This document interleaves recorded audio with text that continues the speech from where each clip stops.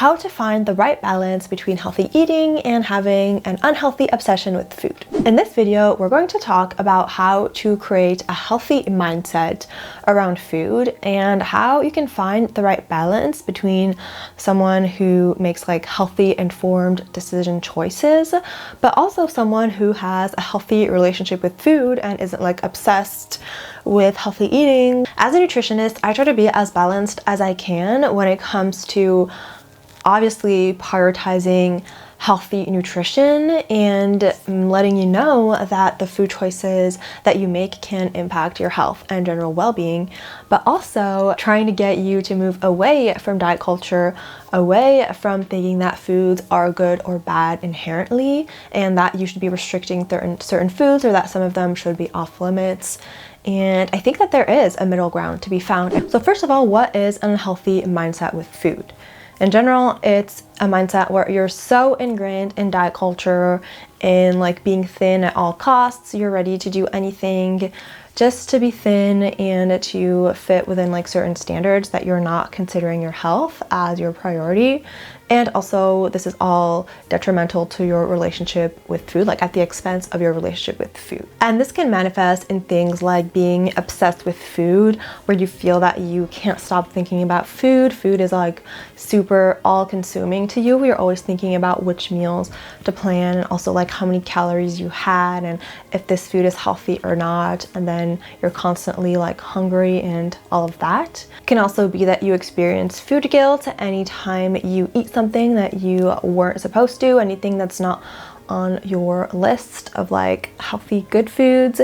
And that can be a feeling that you shouldn't have eaten this type of food and that you now need to compensate for what you've done and that you're like a bad person and that you have no willpower and just all of these negative thoughts around eating food that you have deemed as bad. It may also be a situation where you restrict food a lot, again, because you are under the impression that there are bad foods that you should be restricting or that there is a certain amount of calories that you shouldn't be going over, and so you restrict that. But since that isn't your natural way of eating, it leads to binging to kind of compensate for the food and nutrients that you're lacking.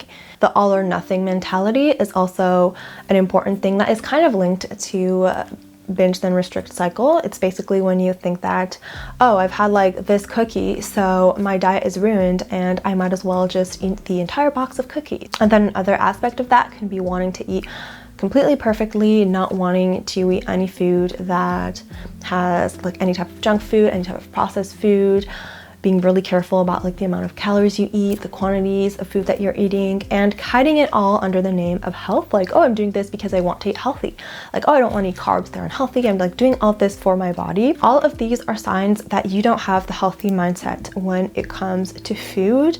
And I've made videos on a lot of these specific things in the past. I will be popping them like right here, and you can also find all of them in the description. Now, here are some tips to change this unhealthy mindset and find the right balance. Do you feel like you're always going on different types of diet plans but nothing seems to work? Do you feel like you can't control yourself around food and that your food obsession is taking up all of your energy and time? Do you wish you could build healthy eating habits that actually last without restricting yourself from any of your favorite foods and saying goodbye to dieting forever? I put together a free training that covers the 8 steps you need to take in order to figure out healthy eating for good. So make sure you check out the link for that in the description. You have nothing to lose and everything to win.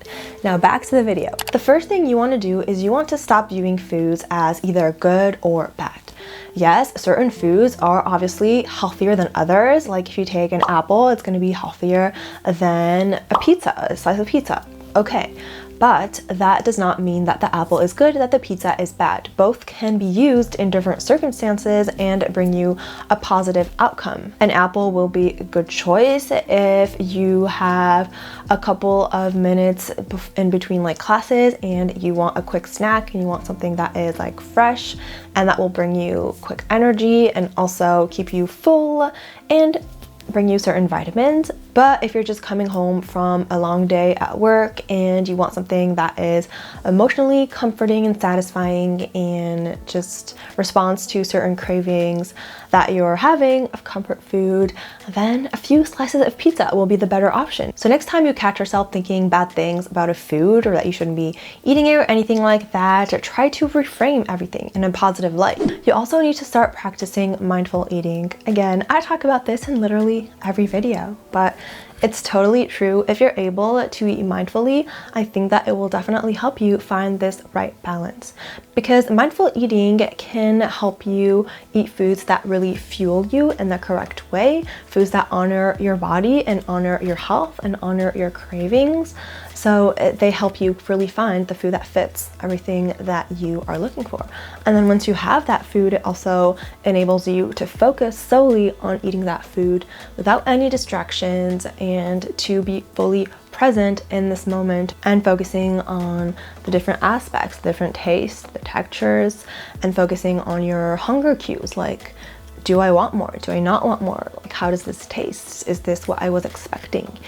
Was I actually craving something else? And I have an entire playlist on mindful and intuitive eating that can help you, and you can check it out here or in the description. Another important thing to do is to make sure that you're not creating anti-diet food rules for yourself. Now, what do I mean by that? So let's say that you have decided to ditch diet culture, which is great, and I encourage you to do, but then you feel that you need to be following all these rules, like, oh, I can't eat greens because if I eat greens, it means that I'm restricting.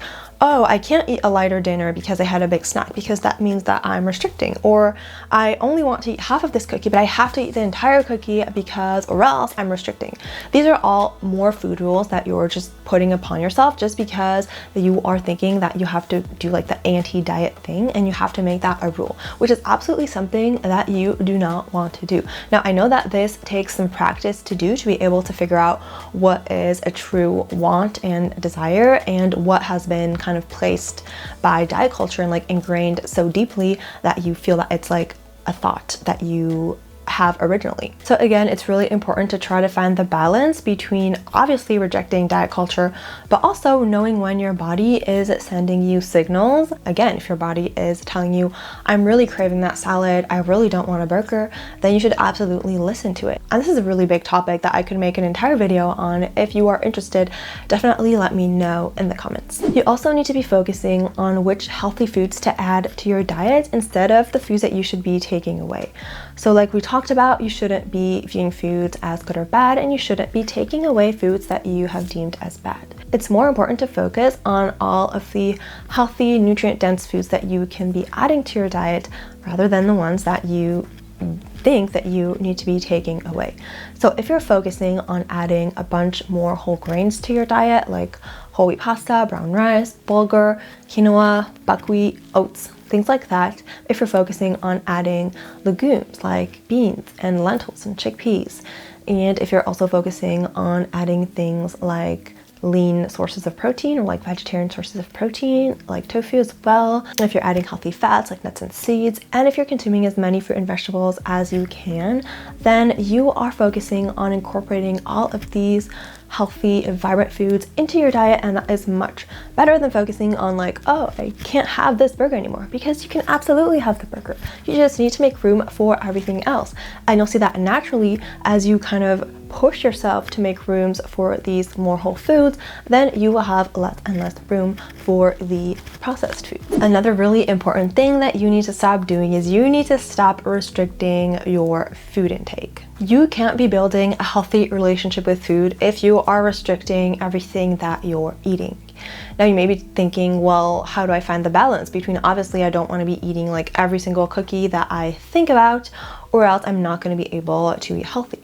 But you definitely don't want to do that. You don't want to impulse listen to like a fleeting craving that you may have, but you do want to make sure that you are incorporating all the foods that you like, all the foods that maybe in your mind are deemed as foods that you shouldn't be having or that you should be restricting. You want to be incorporating these foods on a pretty regular basis. So it depends on the type of food, obviously, that we're talking about. Like if it's an entire pizza, you don't want to be having that every day. but you can be having that once a week. And if it's like a cookie, you can be having that pretty often, like almost every day. The more you restrict foods, the bigger your craving for them will be. I have given this example countless times, but repetition is key. So if you tell a kid that he can't have a cookie, what is he gonna do? He's gonna want that cookie even more. And then when he's gonna go to his grandma's house and there's gonna be tons of cookies there, he's gonna eat a ton of cookies and feel sick. But if you tell that same kid, yeah, sure, you can have a cookie, like no big deal, then that kid is gonna eat one cookie and then be fine. And then when he's gonna go to his grandma's house, he's gonna eat one cookie as well and be fine. So obviously I'm like simplifying that, but that is the general idea. The more you restrict a food, the stronger your urge for you to binge on it will be. And finally, you really need to focus on practicing gentle nutrition. So this is the important balance aspect that I really try to talk about. This means that I don't want you to just be like, oh, I'm just gonna remove all restriction and just eat whatever I want and just eat cookies every day, because that's not really the way that it works. If you're truly working on this and working on letting go of restriction in your fear foods and diet culture, then there may be a certain time where you're craving cookies and only cookies, but definitely if you're listening to your body and if you're practicing gentle nutrition, then you're going to be able to incorporate other foods, like the foods we talked about, all the whole foods that you need to be focusing on adding into your diet. But it's absolutely okay to know that certain, like fruit and vegetables, for instance, will bring your body great antioxidants and vitamins and minerals and fiber that you absolutely need to be getting. And it's important that you set certain goals for yourself, like, oh, I should be eating at least like 5 portions of fruit and vegetables. It's also important to know that whole grains lower your risk for many different types of diseases, and that beans are linked to better general health overall. All of these things are important to know. It's important to know that certain foods have benefits and that you need to be focusing on them. And you can do so in a way that honors your body and that is not restrictive, as long as you're doing everything in moderation and that you're allowing yourself to eat other foods that don't necessarily have the same benefits as well. But in general, practicing gentle nutrition will help you find this middle ground between focusing on foods that honor your body in the health aspect and also your mind, your soul in the cravings aspect and the comforting aspect. So these were my best tips to make sure that you're able to find the right balance between having a healthy lifestyle but also having a healthy relationship with food and not being obsessed with food, not having uncontrollable cravings or restricting or anything like that. Hope this was helpful and hope you enjoyed this video, and if you did, don't forget to like it and subscribe, and see you on my next one. Bye.